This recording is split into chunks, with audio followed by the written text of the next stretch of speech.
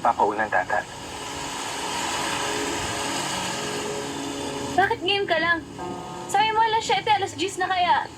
Uwi na ako. Hindi ka uuwi. Eh, ang tagal mo dumating eh. Hindi naman kasi alam mo, hinihintay mo ako, Tata. Hindi ko kayang tiisin na makita kang mabasa sa ulan. Kaya nilapitan na kita. So wala ka talagang balak na kitain ako. Para saan pa? Nakita ko kayo nag-uusap ni John Paul.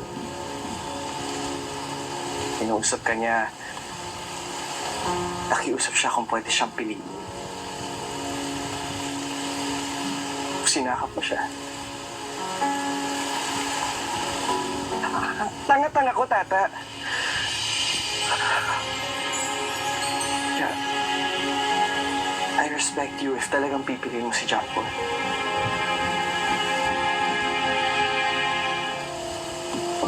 Ano ang pinagsasabi mo? Wala naman kami ni John Paul.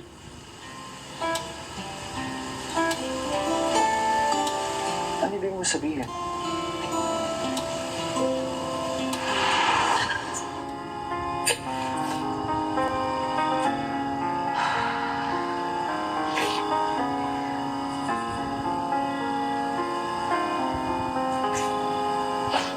John Paul,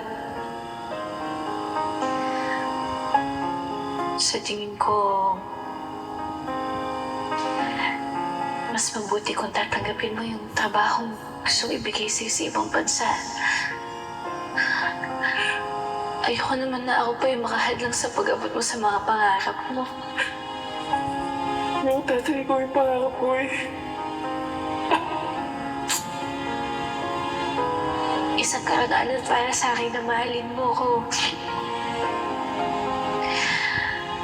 Pero alam mo, sobrang bait mo.